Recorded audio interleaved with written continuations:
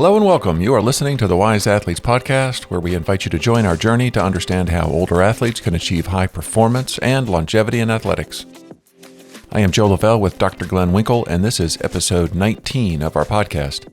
Glenn and I are joined today by E.C. Synkowski. E.C. is the founder and owner of Optimize Me Nutrition. E.C. is highly educated in nutrition and experienced in working with athletes. Nutrition has been described with a chuckle as a pseudoscience masquerading as a religion. There is so much new information, interpretations, and conspiracy theories that come out all the time that people don't know what to do except stay out of it or choose sides. I've done it myself, again and again. EC's perspective is refreshingly simple. She doesn't advocate for extremes or even any particular diet.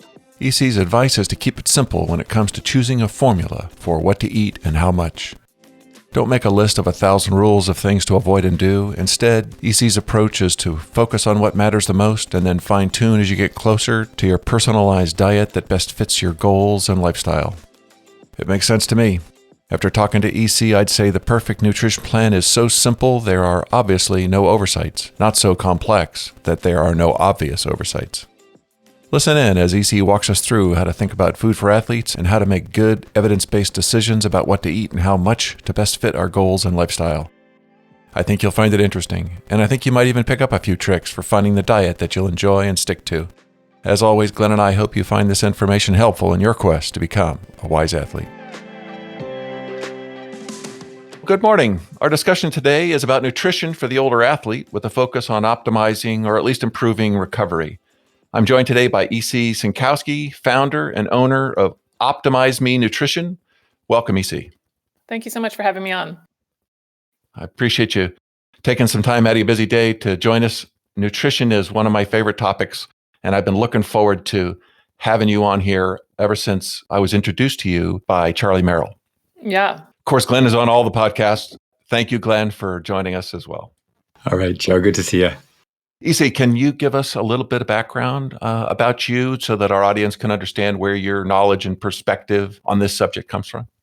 Sure. Yeah, I started Optimize Me Nutrition in January 2018 after finishing a master's in nutrition and functional medicine at the end of 2017. That was my second master's. I do have a good amount of education in the biological life sciences, including biochemical engineering, and a first master's that focused in plant genetics.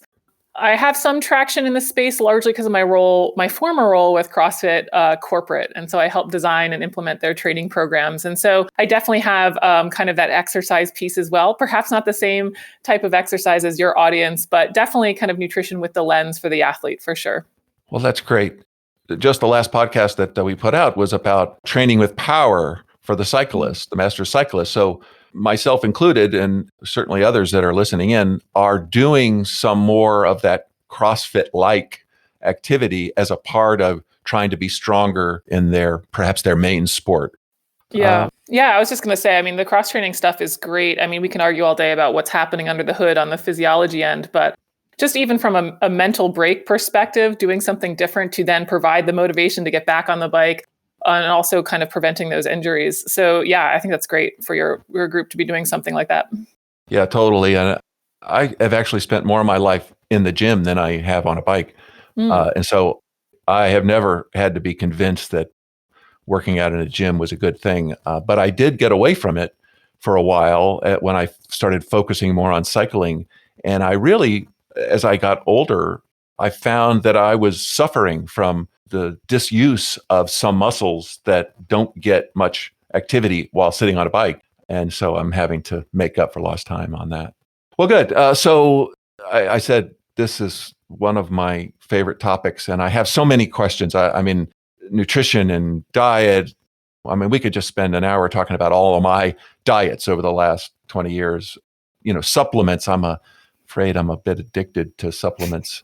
And I have a million questions about that, but, controlling weight, and some people talk about disordered eating and just in general being healthy and living a long time.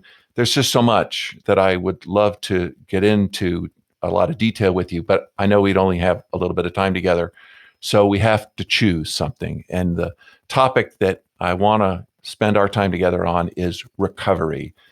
Older athletes, as they get older, we find that we recover less well. And so there's a desire to try to find things that help. The easy stuff to find might be like getting a massage gun or compression boots or taking an ice bath or these things which happen after the fact. But really, I think where there's a lot to be gained is on being a healthier person, having your body be better at recovering, better at adapting to the stresses that we put on it. And so that's what I would like to talk about with you here Great. today. Does that sound Awesome. good? Yeah, for sure. Excellent. One last thing before we jump into it, for our audience's sake, just know that we're not here promoting a diet or advocating against any diets. People choose their diets for whatever reason, and lots of diets are good, and any diet will work, and every diet is better than starving to death. So we're not really trying to convince anybody that you've got to be plant-based or you've got to be low carb or you've got, any of those things. Lots of these things will work well. And so we're not going to try to talk you out of anything or into anything. We just want to give you the information you can use on your own, and maybe recovering better and performing better in your sports is not your top priority. Maybe enjoying your meals and what you like is not the best thing for recovery. Oh, that's your decision. You do what you want. I am focused on trying to be able to recover better, and I'm going to take EC's advice. So talking about then this, what are we talking about? Primarily, it's this idea of, you've exercised and now you want to recover from the damage from that and then adapt, super compensate for that damage and then be stronger for your next workout, speaking simplistically. And so you also need to refuel. So you're repairing things, you're trying to deal with inflammation, etc. And related to that is this whole idea of, well, a lot of what I'm doing is using my muscles. And being an old gym rat, I'm always interested in having bigger, stronger muscles. So what do I do? Is there some diet mechanism for helping me to do that? And we all know that, as we get older, sarcopenia is staring at us and waiting for us to not be careful. And so how do we use our athletics to help us stay active and fit and strong long as possible into our life? Mm-hmm. So anyway, these are the things that I think would, if we had really good answers for that stuff, I would personally be satisfied and thankful. Based on an earlier conversation that we had, I understand that your approach generally is to talk about like frameworks or overarching concepts rather than focusing on very specific subjects.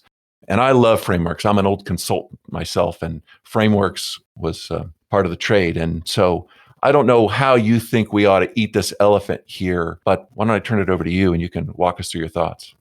Yeah, I think the first place to start is, I think people think that their goals are very unique in that recovery is that much different than pursuing weight loss and or longevity. And in fact, they're not. They trend together. What I would do for someone in terms of recovery is very similar to what I would do for someone who's looking to lose weight, and is also very similar to what I would do for someone who's looking to increase performance.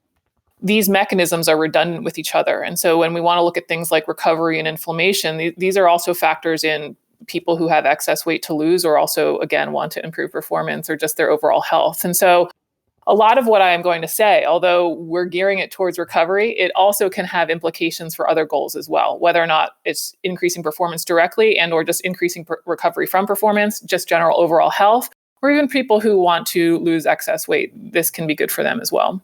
Well, that's great. Yes. Sounds simpler. Yes. I know it is. Unfortunately, people think they have these goals that are so unique that it doesn't overlap with others. And in fact, they do. Awesome. Yeah. And then the other thing I was going to say is I'm not here to promote a specific diet, but there are certain things that we can't ignore or think that aren't relevant. And that's really where my 10 principles came from, which I think I shared with you. But that's kind of this overarching framework. Some of the things that are true that we can't ignore are things like calories matter. Right. And then how those calories are distributed into macronutrients matter. And then the quality of the food in terms of vitamins and minerals that we're getting within those calories and macronutrients matter.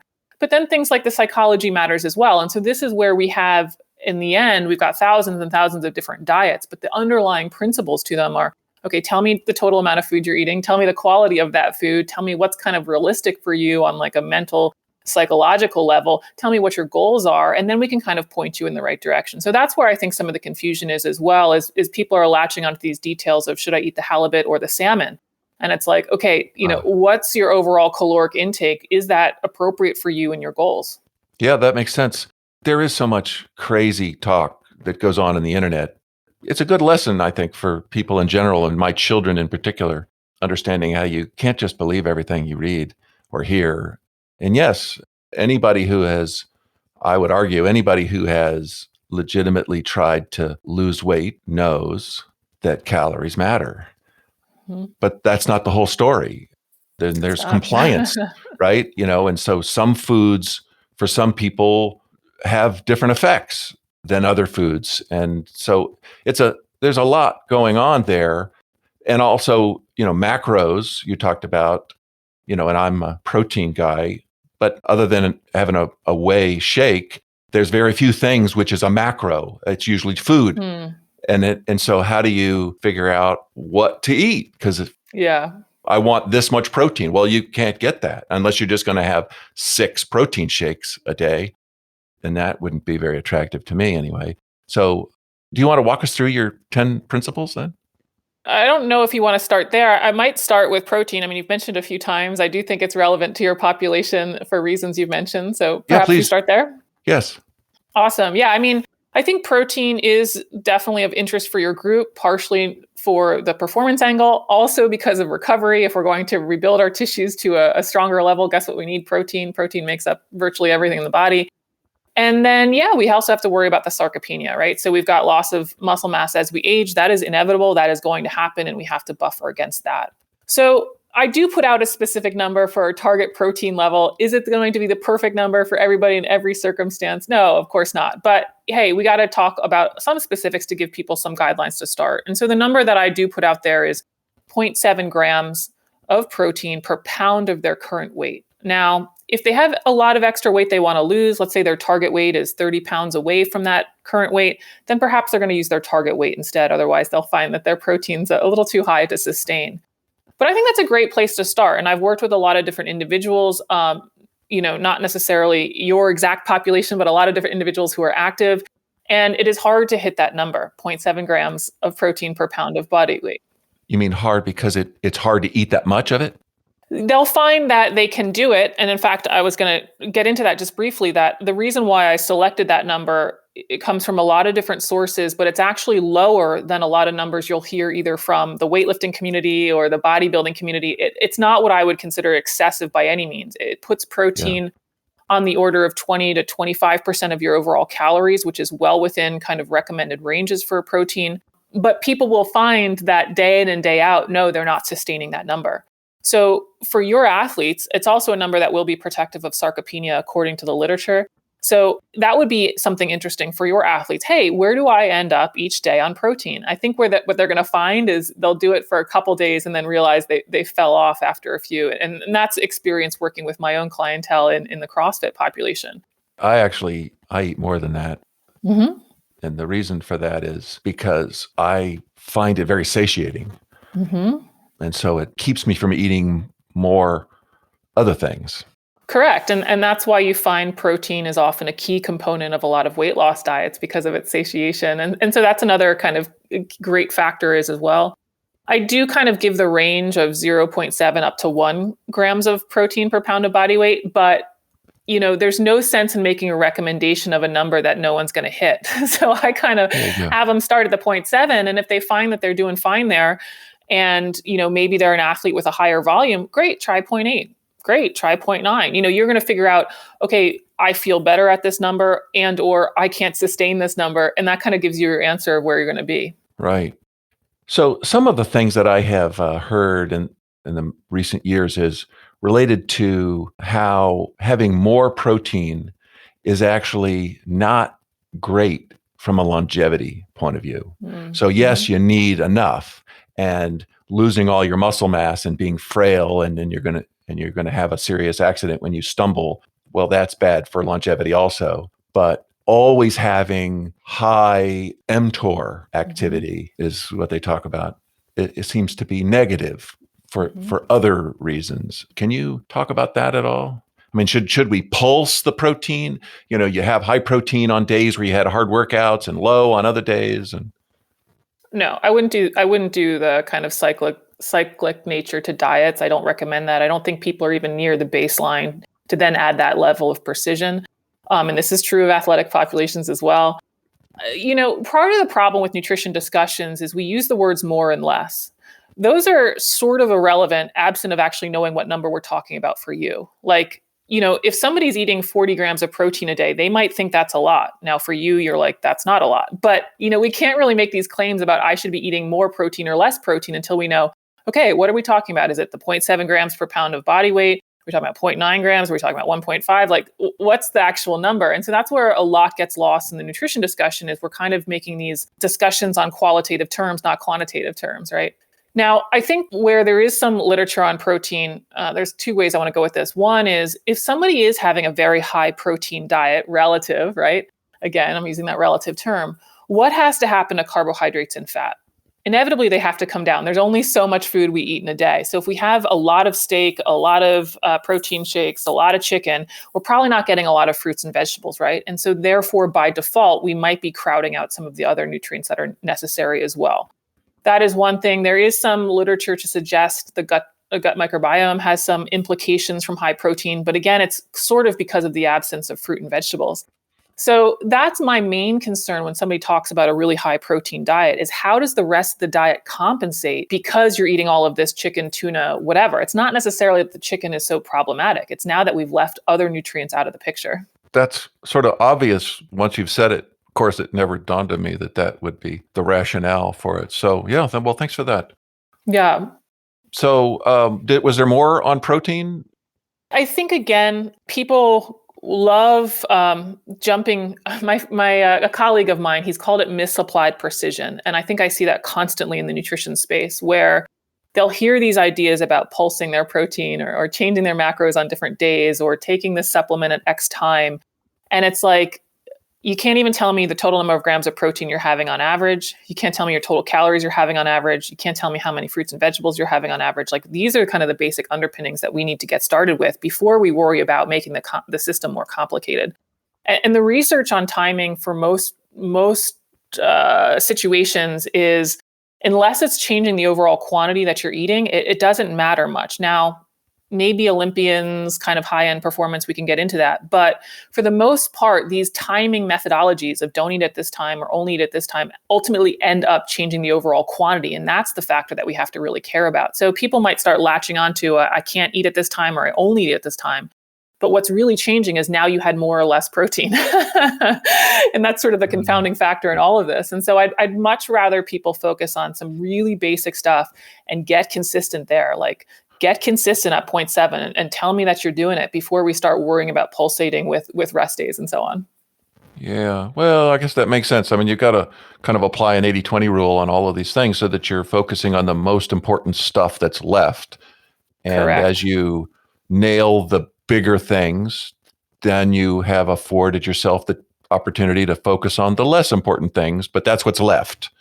I guess that's the whole marginal gains kind of idea. Yeah. And I also think, sometimes, and I see this within my community, I definitely have a lot of type A's, you probably do as well. There is a point at which optimizing my protein intake will be outperformed by training harder. Like, I might be in the weeds of wondering if I should be at 0.93 of a multiplier or 0.95 of a multiplier. But if I'm not working hard on the bike, that's irrelevant. So sometimes we have to kind of keep bringing up all of the bigger factors and getting all of those consistent. How's my sleep? How's my effort during the workout? Versus, again, whether or not my amino acids from this whey shake are slightly better than the casein, shake. Since we're talking about recovery in particular here today, you hear about plant-based being better for inflammation and some sources of protein being worse for inflammation. Maybe not because of the protein itself, but what it comes with.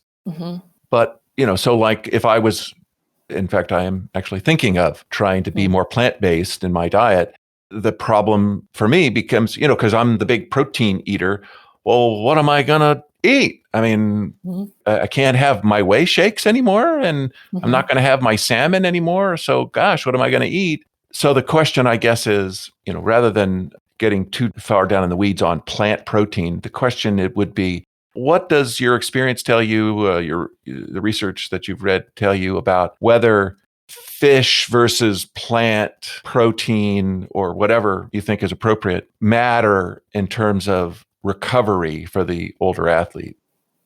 Are they having a different chronic inflammation effect on the body, et cetera?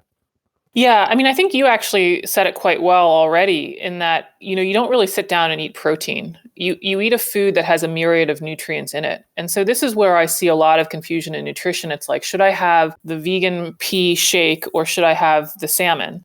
When really what it is it's a collection of amino acids and micronutrients. And we want all of those numbers to get to the level that we need at the end of the day. So when I eat the orange, it's not just vitamin C, it's carbohydrates, a little bit of fiber, and a whole collection of micronutrients. When I eat the salmon, it's a bunch of different amino acids with a bunch of different micronutrients. When I eat the pea protein, it's the same thing. So we have all these different nutrients that we need. And across all of the food choices we make in a day, those kind of buckets, if you will, should be filled to the top of the appropriate amount.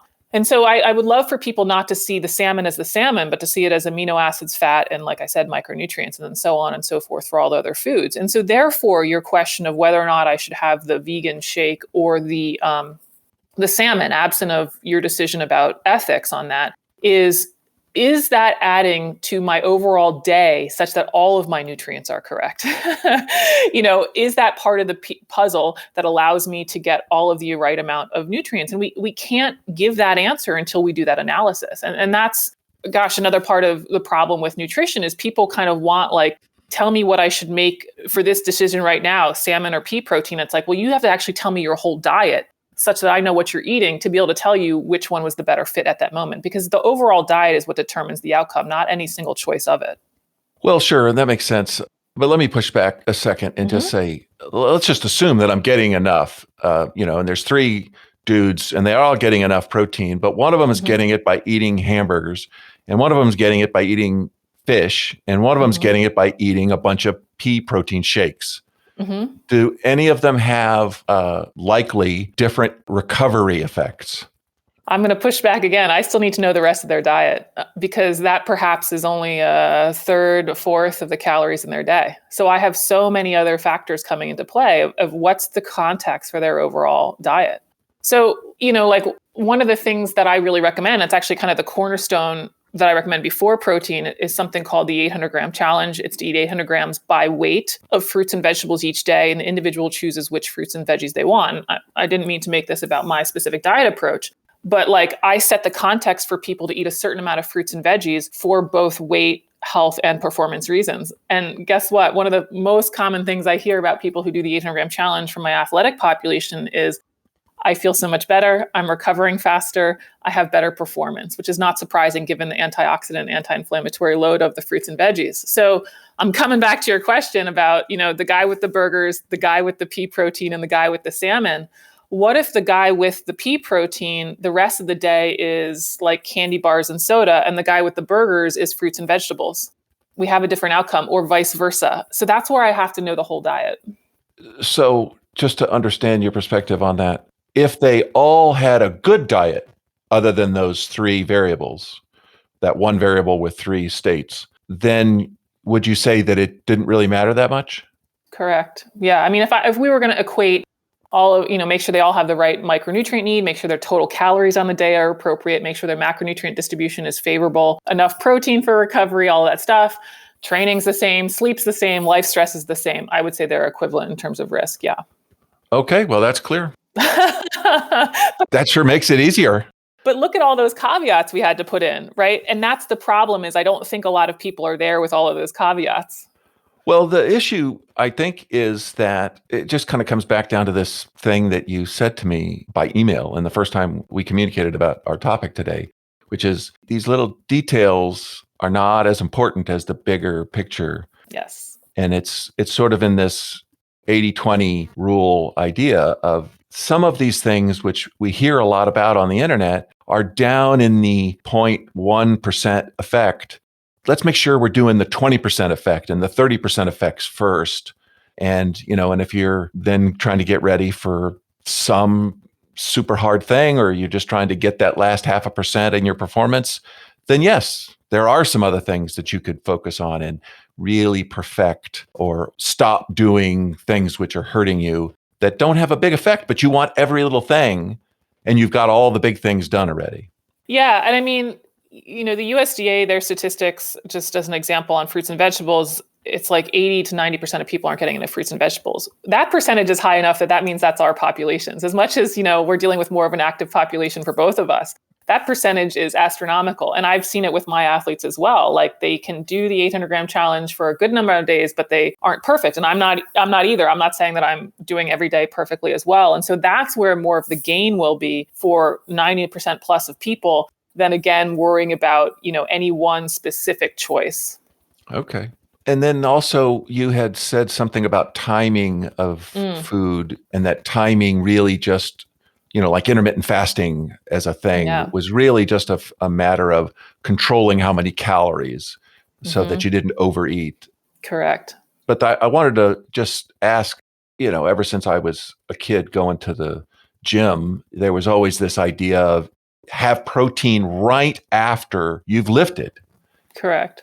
Is there anything to that, or is that one of those 0.1% deals, as long as I get enough protein in the 24-hour cycle?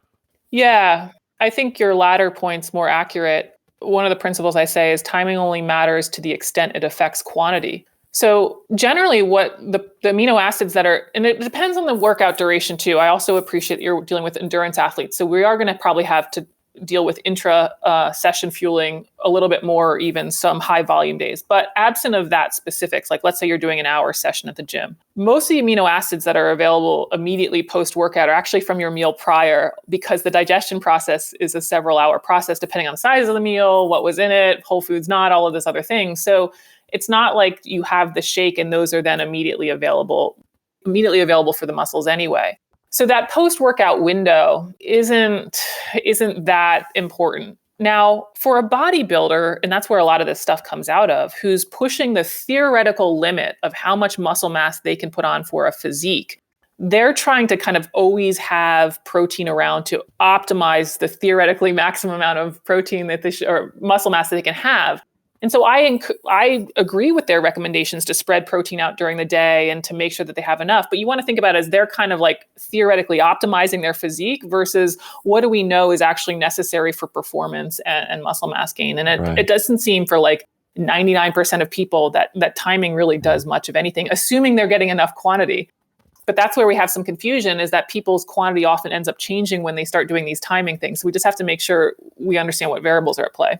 Right. And when you said the bodybuilder is optimizing their physique, they're optimizing it for muscle size and definition, not necessarily for being able to ride fast up a mountain for 3 hours as fast as possible. 100%. Correct. All right. Well, that was all of my questions around protein. Okay.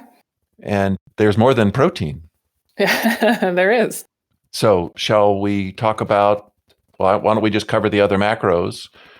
Is there anything on this, overarching idea related to fat consumption? The two things that I grew up being told that low fat, that was the way to go because fat had a lot of calories in it. It was easy to eat too much. So, and I ended up resorting to thinking that eating fig Newtons was like health food and laughing about how silly my mom was for telling me to eat a balanced meal when fig Newtons was really all that I needed. And then more lately, it's been, the low carb, the high fat. And so there's lots of perspectives on the fat question. Yeah. The specific question then is there like a minimum amount of fat that a person ought to have from like a hormonal perspective? Yeah, I don't love fat getting below 20% of the diet. Again, percentages are kind of hard because if their overall caloric intake is high, then that might not actually be too low. But generally, I don't like fat below 20%. And of course, their body fat should tell us, where they are in terms of essential body fat, right? Like essential body fat for females is like 10 to 13. And I think men is in the single digits or whatever. So yeah, I don't really see a need for athletes, even in the CrossFit population, I wouldn't want a female CrossFit athlete dropping below like 15% or something like that. Or a male, I don't know why you'd want to get below 10. Like it's just sort of flirting with areas I don't think are necessary. This is the calories. Percentage body fat. Oh, percentage body fat. So I was saying of the diet, I don't love it dropping below 20% of the calories. I don't like that. But then we should also be able to check in with the person's body fat composition. And that like, if they're kind of flirting with levels that would be kind of more appropriate of a bodybuilding community, that would be concerning for me, right? And I don't know, then maybe there's some very high level sports athletes who do weight competitions in the sense of wrestling that kind of have to flirt with those levels a little bit. For most of us, I think we can stay out of those kind of extreme ranges. But where I was going to go with kind of the low fat, low carb thing is, both of those nutrients are used for energy. They can be used for energy. And it's easier to think about them collectively. Like you need the total amount of carbs and fat to be correct in the diet for your goals of choice versus thinking that like fat's better or carbs are better.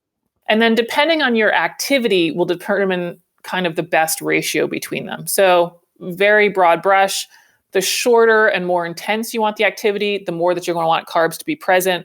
And the longer, more endurance the activity, the more likely you can let fat swing high. Now, that doesn't mean that I say that I prefer really high fat diets. I think the higher fat you go, the less fruits and veggies you have in your diet. And so I don't really love that. But that's kind of how it works in terms of the fueling, that if you want to do something more high intense, you're going to want those carbs to climb up, maybe 40% plus. Some of our high-end CrossFit athletes are probably close to 60% of their diet is carbohydrates. But then if you have someone who's truly that endurance athlete, they might actually let their fat climb 50, 60% going the other way. Right. I guess when we're done here talking about fat, we'll talk about carbs. And one of the problems with talking about carbs is there's all kinds of carbs. There's asparagus and there's jelly beans, and those are carbs. Correct. You wouldn't want anybody eating 60% of their diet in jelly beans, I assume. Careful. Depends on their caloric need. So remember, macronutrients have a caloric value. So kind of the first thing that you want to think about is like, do I have caloric control or do I have the right amount of energy? And not necessarily from a weight loss perspective, but we could take an athlete. I need the right amount of calories coming in to fuel what this athlete is doing. Now we're going to split up those calories into macronutrients, and we're going to do that in a way that's going to support their goals. And so some is going to go to protein for strength reasons, right?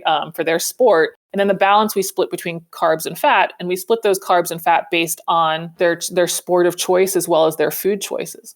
But the reason why I kind of push back, no, I would be hard pressed to find someone who I need 60% of whatever from jelly beans. But if we take like the Michael Phelps example, or even I'm sure that some high endurance people who have a very high volume, there is no way they can get to their caloric need on asparagus and broccoli. And unfortunately, I see people trying to do that because they've been told that the jelly beans will kill them. There is some point at which we will take lower quality foods for our high volume athletes simply because they need the energy. It's a small population, so I don't need a ton of people eating a lot of jelly beans after this podcast. But there is a point at which we just need the calories for those athletes. And there's no way top athletes have that muscle mass, have that volume, and are doing it purely on vegetables. Yeah, well, that makes sense. And to use your own words back at you, what you would worry about would be the jelly beans displacing the fruits and vegetables. So as long as they're getting enough of that and they're getting enough of the protein and they're getting some minimum amount of fat, but they need more calories and they're really burning it. So it's calories in, calories out is still in balance. Then perhaps maybe there's a better way, but it wouldn't be the end of the world if they met that caloric needs however they could. They need to at a certain point. Remember, and this is something that we haven't really gotten to when you kind of mentioned it with the carbs and the jelly bean and the asparagus is one of the reasons why I love people doing kind of my 800 gram challenge and filling up on fruits and vegetables for the kind of general population, the non-Michael Phelps, the non-high endurance people, they fill up and feel quite full on a low number of calories. And that's some of the reasons why they're going to experience weight loss on a lot of fruits and vegetables in the diet. This can be true of paleo. This can be true of pick your whole foods diet of choice. They fill up on things because they're physically full of the orange and the apples, but they haven't eaten many calories.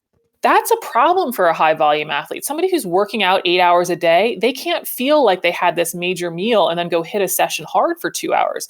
Sometimes we do need to give them calorically dense food so they actually can get through the volume of food they need and still be able to train 6 hours a day, 8 hours a day. You pick the volume that they're doing at those high levels.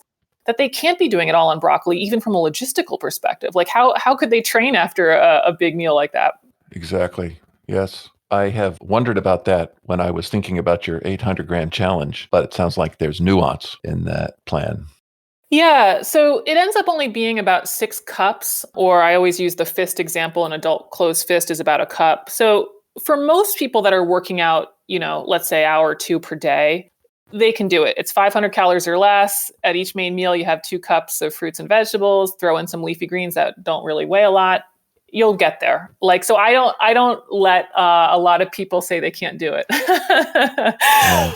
But after some volume of fruits and vegetables, even though calorically an athlete could maybe do the 2,400-gram challenge, I don't know that I would recommend it because they're going to be so full of fruits and veggies, they can't go sprint around the track. Right. So we kind of skipped into carbs, and I'm not sure we finished up with fats. Is there considerations for things like, saturated and unsaturated, and within the unsaturated, the poly and the monos, and then in the polys, we've got the omega-3s and omega-6s and et cetera. Do you have thoughts about that, or any of those in the really important, you better get those right, there's some minimum amount and get that right? Yeah. I think always remembering that food comes as a collection of nutrients is important, right? So, you don't just sit down and eat. For the most part, I'm going to come back to this one, but you don't generally sit down and just eat saturated fat. Like even beef that's considered high in saturated fat has monounsaturated and polyunsaturated fats in it. So when you do a whole foods based approach, meat or not, and you vary your sources, what ends up happening is you generally are going to get a nice distribution across the fatty acids. And that's a great place to be. So if 30% of your calories came from fat and that broke down into about 10% of each, that's a great place to be. But I don't really recommend people get too in the weeds of trying to track that because again, avocado has a mixture of fatty acids and your beef and your chicken, it's all just a different mixture. So if you just, again, eat kind of a varied diet, I think you're going to get pretty close.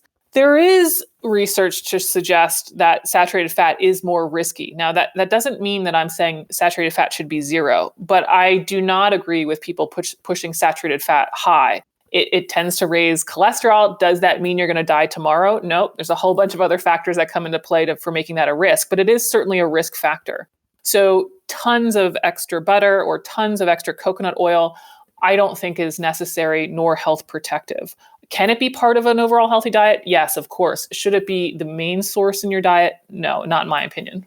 Well, people can check and see what the effect on their blood cholesterol is and particle counts and all of that. And if they're having a negative effect, then they can change what they're eating. Of course, yeah. Even just I know a total LDL, people have opinions that it's not the most perfect, accurate way to measure cholesterol. I still think, if they're within the normal ranges that their doctor just sort of does at the general yearly check, that's a great place to fall in line with and to listen to their doctor on those ranges. Yeah. Yeah. I'm in this population now, my age and with my genetics, that this is something to think about pretty hard. And I struggle to understand why people are so aggressive about listening to what they hear on the internet and not listening to their doctor, when their cholesterol is high and they're saying, yeah, but I saw this guy on the internet and he said that high cholesterol doesn't matter, that's a myth and it's a scam. Statins are a conspiracy. Okay, maybe. But once your arteries are all plugged up, now what? It seems like people ought to be sensible. It really only got one shot at it. So be careful. If you can be healthy, even though your things are uncertain, you can still hedge your bets on things. And what's the big deal of eating a little bit less saturated fat? How could that be like the end of the world? If your doctor's saying you're doing the wrong thing, maybe you ought to listen just in case. Anyway. Yeah, I'm there has been a conventional medicine backlash, unfortunately, and I'm pretty strong in the favor of the MDs and the DOs.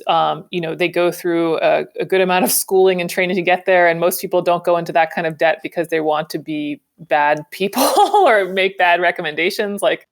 So it's unfortunate to see. Of course, the system isn't perfect, and so I do recommend that if they have an MD or DO that they're not jiving with, just go find another opinion. And every field doesn't have a 100% success rate with all of the people in it. And so, yeah, go get another MD or DO, but there certainly is a lot of training that goes into having one of those positions, and that it should carry more weight than myself or whatever, or somebody on the internet giving an opinion, for sure. Yeah. Well, anyway, enough of that. So you didn't talk about omegas. EPA, DHA. I mean, is that something? Is that is that one of those big things? And you really ought to make sure you're getting enough of that, and that helps with inflammation. I just read a study that said that it doesn't actually help with muscle growth, muscle synthesis, but apparently it does lower triglycerides. So that's that's a good thing if you're a person like myself who tends to have high triglycerides.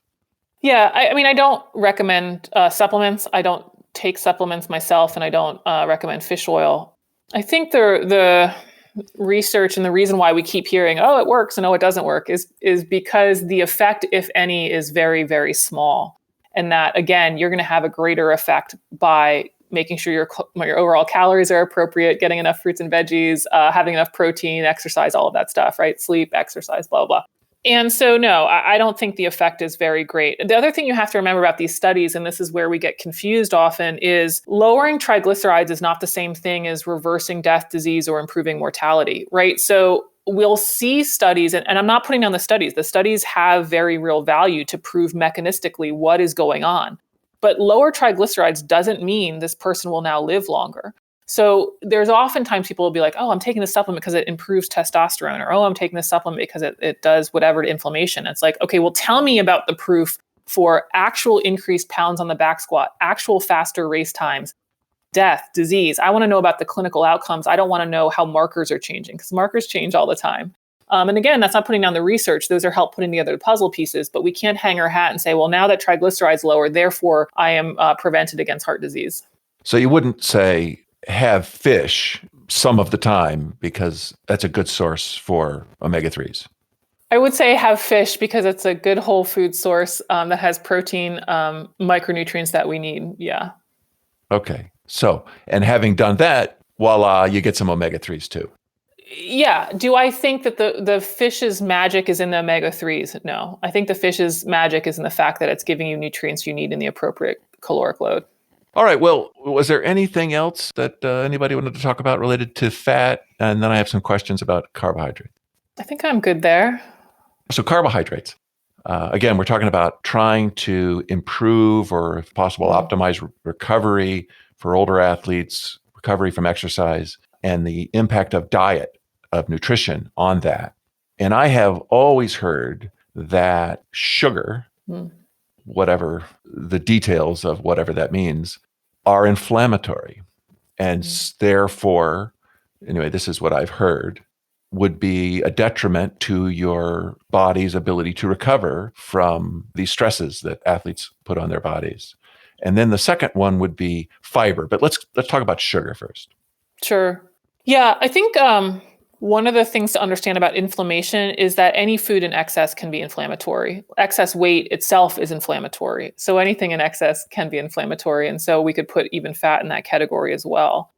What sugar does not have that fruits and vegetables have in their carbohydrates is not necessarily a different molecule of glucose or fructose. It's that fruits and vegetables also have anti-inflammatories and antioxidants by way of vitamins and minerals, as well as what's called those phytochemicals.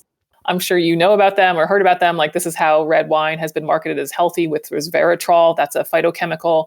Curcumin in turmeric is a phytochemical. So there's thousands of these different compounds that have anti-inflammatory effects.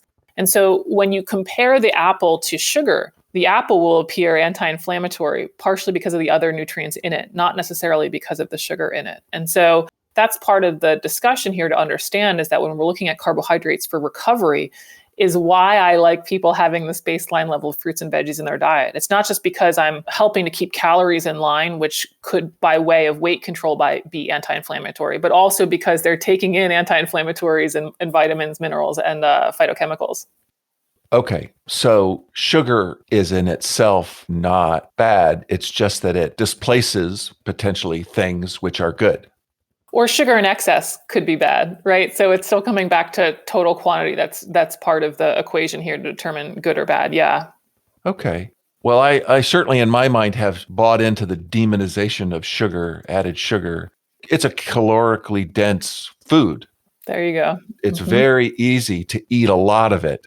And then I didn't get anything out of it except for energy, which if I was using that energy right now, that's cool. I mean, yeah, I bring Cliff Bars on rides and I have eaten actually jelly beans for that purpose.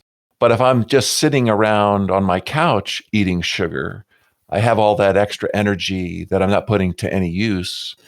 And then things that I don't like start to happen.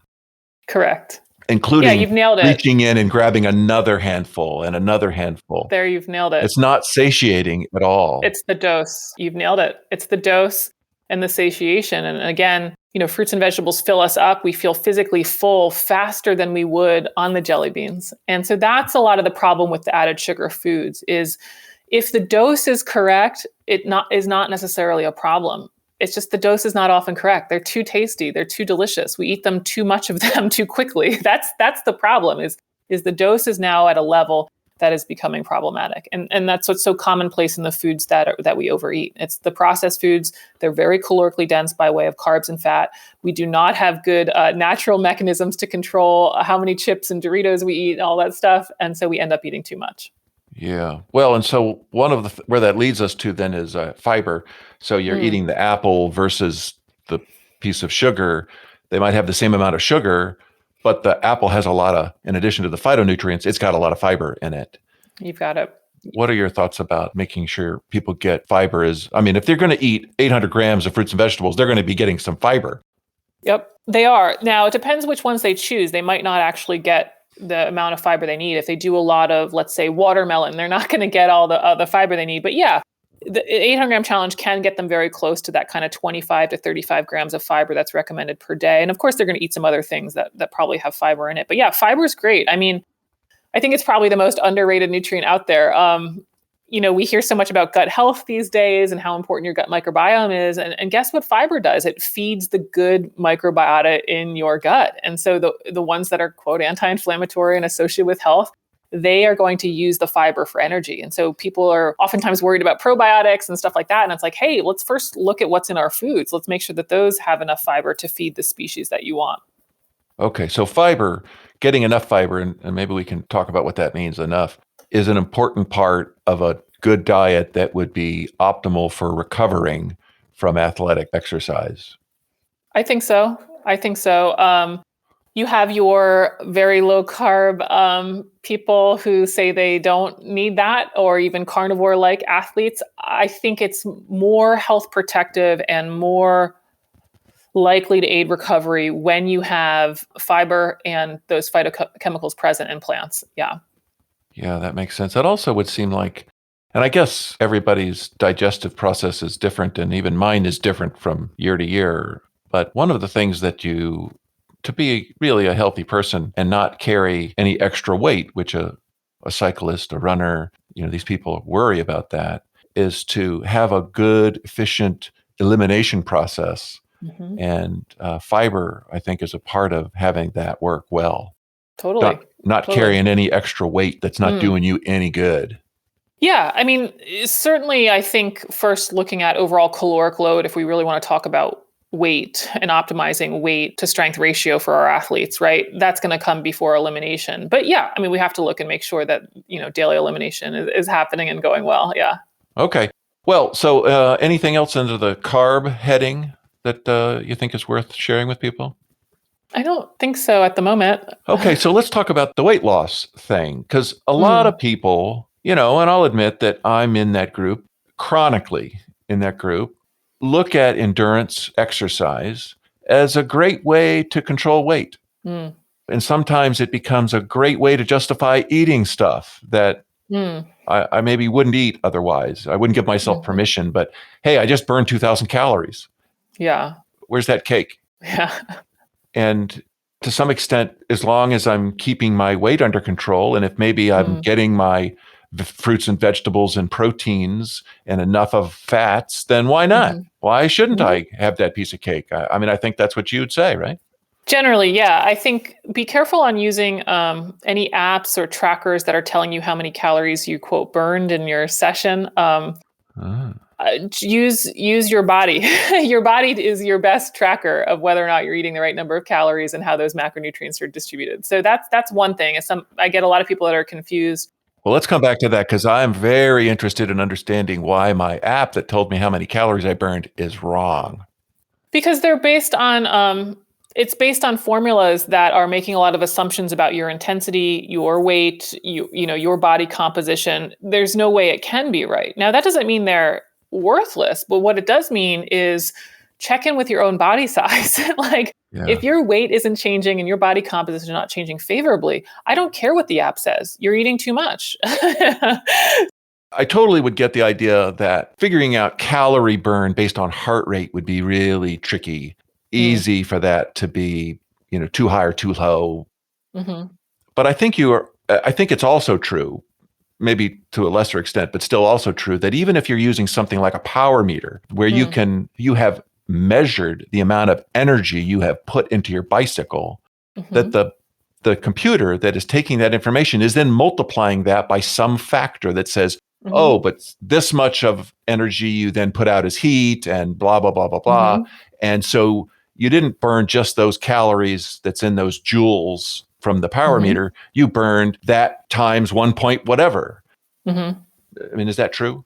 Look, those meters are doing the best that they can. I am not putting down the trackers per se. I think you've just mentioned, though, that they're making these assumptions and multipliers. There's inherent error in doing that. There's no way that they're getting it right down to your body composition, your power output, the distribution that you have of fat versus muscle to know what's exactly happening for you. And guess what? We can do better. We can track your total intake in terms of food, counting up the calories in your food and comparing to what your body looks like. Those are our best outcomes to use for measurement of the system, not what the app or tracker says that I did in any single 1 hour.